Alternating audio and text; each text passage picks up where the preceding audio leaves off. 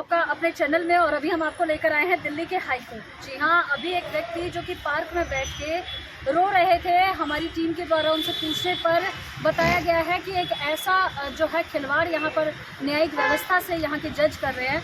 आइए जानते हैं यहाँ का पूरा मामला। सबसे पहले हम इनके नाम के बारे में जानेंगे। आपका नाम क्या है? मेरा शुभ नाम है संजीव तिवारी। यहाँ से जुड़े हुए हैं आप? मेरी अपनी संस्था ग्राम उदय फाउंडेशन, इसी के नाते हमने ये जो पिटिशन डाली थी पब्लिक इंटरेस्ट लिटिगेशन, तो संविधान के अनुच्छेद 124(2) को आधार बनाकर हमने ये पिटिशन डाली थी। इसमें हमने साफ साफ कहा था कि DY चंद्रचूड़ की नियुक्ति को हमने चैलेंज किया था कि ये संवैधानिक नहीं है और ये विशुद्ध रूप से असंगत है। तो फिर क्या हुआ उसमें? सर्वप्रथम तो हमारी याचिका को सुना ही नहीं गया। हम बार बार बोलते रहे कि हमारी याचिका पूर्ण होने दीजिए, हमको बोलने दिया जाए। हमारी याचिका को ही नहीं सुना गया। हम नहीं भी तो कम से कम ये बात 50 बार बोले हैं कि कम से कम हमको पूरा बोलने दीजिए। हमको बोलने, वो कह रहे हैं कि हम याचिका हम भी घर से पढ़ के आए हैं। ये क्या तर्क हुआ? वो कह रहे हैं कि हम भी, मैं कह रहा था कि ये ओपन कोर्ट है, ओपन कोर्ट को मैं याचिका सुना रहा हूँ, हमारी याचिका को कोर्ट में सुनने दिया जाए। हमारी याचिका को सुनने ही नहीं दिया गया। सर्वप्रथम तो यही असंवैधानिक है कि याचिकाकर्ता की याचिका को सुना ही नहीं गया है। ये संविधान में हर प्रत्येक याचिकाकर्ता को ये अधिकार है कि वो अपनी पूरी याचिका अक्षरशः बोलेगा, लेकिन हमारी याचिका को बोलने ही नहीं दिया। मामला तो समझ में नहीं आया, आप क्या कहना चाहते हो? आपने याचिका किस क्षेत्र पे लगाई थी, क्या था आपकी याचिका? हमारी याचिका संविधान के अनुच्छेद 124(2) के आधार पे ये थी कि जो चीफ जस्टिस ऑफ इंडिया हैं, मुख्य न्यायाधीश, सुप्रीम कोर्ट के जो मुख्य न्यायाधीश हैं, उनकी नियुक्ति जो है वो असंवैधानिक है, संविधान के अंतर्गत नहीं हो रही है।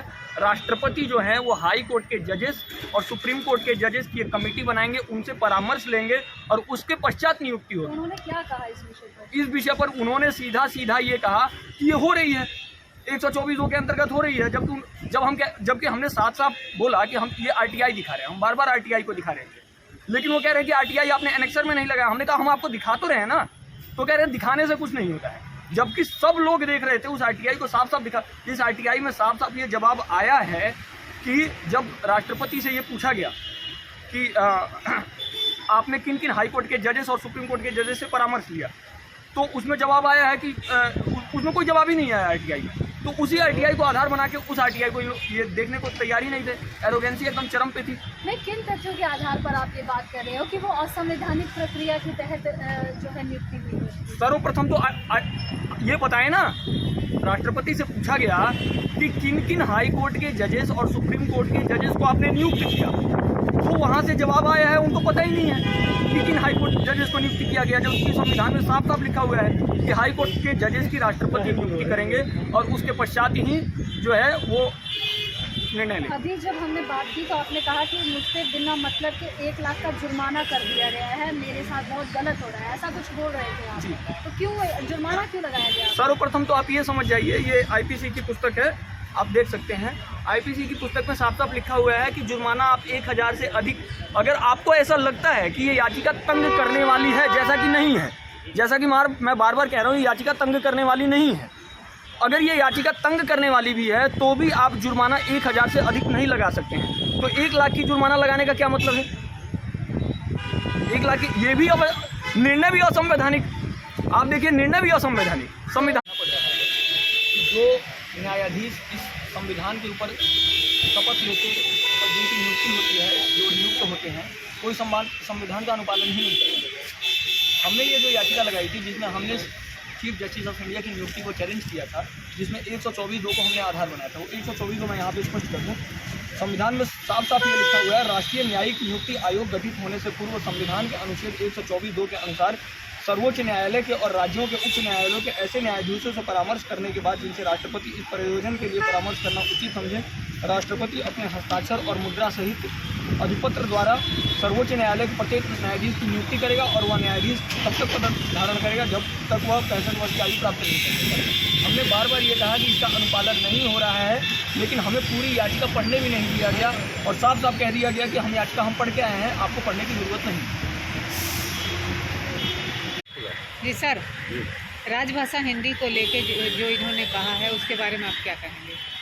देखिए, राजभाषा हिंदी बहुत बड़ा विषय है। महात्मा गांधी ने कहा था, राष्ट्रपिता हमारे फादर ऑफ नेशन ने कहा था, राजभाषा इस देश की राष्ट्रभाषा है, आत्मा। हम किसी भाषा का विरोध नहीं कर रहे, लेकिन हम किसी भाषा के क्षेत्रीय या वैश्विक भाषा, अंग्रेजी हमारी दास्ता की प्रतीक है, अंग्रेजी हमारी दास्ता की मानसिकता की प्रतीक है। हिंदी भाषा हमारी अपनी भाषा है, उसे प्रमुखता रखें। और इन भाषाओं को यदि कोई अंग्रेजी सीखना चाहे, अंग्रेजी लेना चाहे, ऐच्छिक विषय के रूप में अंग्रेजी को रखें, मुख्य विषय हिंदी रखें, चाहे माननीय सर्वोच्च न्यायालय हो, चाहे माननीय उच्च न्यायालय हो। और उन सभी में जब आप अपनी भाषा को महत्व देंगे, आप रूस में जाए, रशियन है, यूक्रेन जाए, इंग्लैंड जाए, सब जगह इंग्लैंड की भाषा हो सकती है। ये भारत की भाषा औपनिवेशिक भाषा है। जब आपने बाहर के औपनिवेशिक कानूनों को रद्द किया, जब आपने यहाँ दिल्ली हाई कोर्ट में खड़े हैं पास के इंडिया गेट के पास से उस अंग्रेज़ों की जो ज्योति जल रही थी उसको हटा दिया, इसलिए कि वो दास्तान अंग्रेजियत के प्रतीक है। आपने मार्गों के नाम बदल दिए, आपने इतना सब कुछ किया है। तो मेन चीज़, आप इंग्लिश स्कूल जो चल रहे हैं उनको आप क्या कन्वर्ट करवाएंगे हिंदी में? आप कैसे बदलेंगे? माननीय सर्वोच्च न्यायालय, माननीय उच्च न्यायालयों में हिंदी को अंतर्राष्ट्रीय अधिवक्ता और सुप्रीम कोर्ट के जो है जाने माने अधिवक्ता हमारे साथ AP सिंह जी यहाँ पर मौजूद है। जिस शख्स की दास्तान हमने आपको बताई, उस केस को और पुख्ता करने के लिए हमें कुछ उच्च प्रतिष्ठित जो है अंतर्राष्ट्रीय ख्याति प्राप्त वकीलों की आवश्यकता थी, जिसको लेकर हमने AP सिंह जी से कॉल के माध्यम से संपर्क किया और जानना चाहेंगे पूरा मामला। आखिर इस शख्स के जो इन्होंने बताई है उसमें कितनी सत्यता है और क्या ऐसा सच में संविधान में उल्लंघन है, ये पूरी बातों की पुष्टि करने के लिए अधिवक्ता AP सिंह जी हमारे साथ में जुड़ चुके हैं। सर्वप्रथम मैं आपका स्वागत करती हूँ अपने चैनल में। जिस प्रकार से ये व्यक्ति हैं, इन्होंने जो है संवैधानिक जगह की जो प्रक्रिया है उसके लिए पिटीशन लगाई थी, जिन पर इनको 1 लाख का जुर्माना लगा दिया गया। क्या कहेंगे आप? जुर्माना बिल्कुल पिटीशन पर। देखिए, हमारा भारत का संविधान जिन आधार को लेके, जिन चीज़ों को लेके, जिन बातों को लेके, जिन आर्टिकल्स के आधार पर उन्होंने याचिका लगाई, वो तो विषय है ही महत्वपूर्ण। लेकिन उससे बड़ा महत्वपूर्ण विषय है कि जब कोई व्यक्ति माननीय उच्च न्यायालय, माननीय सर्वोच्च न्यायालय में पिटीशनिंग पर्सन पेश होता है, याचिकाकर्ता स्वयं पेश करता है, ये अधिकार डॉक्टर भीमराव अंबेडकर संविधान निर्मात्री सभा के अध्यक्ष के द्वारा बनाए गए संविधान में है। ये तो उसका यदि कोई प्रयोग करता है, यदि कोई इसको इस तरह से रखता है, तो इसमें जुर्माने की तो कहीं कोई बात नहीं होनी चाहिए। जब समस्या का समाधान, बात है समाधान। अगर कोई हमारे देश का नागरिक है, याचिका करता है, बुद्धिजीवी है, पढ़ा लिखा है, सामाजिक व्यक्ति है, सामाजिकता में विश्वास करता है, तमाम प्रोसेस को करके, तमाम फैसलों को करके माननीय उच्च न्यायालय में आता है, माननीय सर्वोच्च न्यायालय में जाता है, याचिका लगाता है। याचिका लगाने के बाद इस तरह से किसी पर्सन के बारे इस तरह से ऐसा करना, ऐसा प्रहार करना, ऐसा जुर्माने के द्वारा करना, तो वो जनता की आवाज़ कैसे जाएगी? जनमत बहुत महत्वपूर्ण है। जनमत से बड़ा कोई मत देश है और हम दुनिया के सबसे बड़े लोकतंत्र हैं। माननीय मोदी जी सबका साथ, सबका विकास, सबका विश्वास का नारा दे रहे हैं। सबका साथ मिल रहा है तभी तो याचिकाकर्ता लेवल हाईकोर्ट में है। सबके विकास के लिए ये खड़ा है, यहाँ खुद याचिकाकर्ता तक बन के पब्लिक इंटरेस्ट लिटिगेशन, जनहित से संबंधित याचिका यदि कहीं कोई जाती है तो वो जनहित, तो सबका साथ, सबका विकास और सबका विश्वास कैसे मिलेगा? जब याचिकाकर्ता की बात सुनी जाएगी, उसका निदान जो भी करें। याचिकाकर्ता का आरोप है कि उनके पिटीशन को उनके सामने सुना ही नहीं गया। लोक अदालत में उनके पिटीशन तक को सुनने से जो है उन्होंने मना दिया। लोक अदालत में चीफ साहब की कोर्ट भी ऐसा की, तो उसमें सुना जाना चाहिए, धैर्यपूर्वक सुना जाना चाहिए, चाहे वो कितनी भी कठिन परिस्थितियाँ हों। माननीय अदालत का स्थान हम लोगों से ऊंचा क्यों होता है कि वो वहाँ से दोनों पक्षों को देख सकें, बराबर देख सकें। इसलिए उनका स्थान ऊंचा होता है।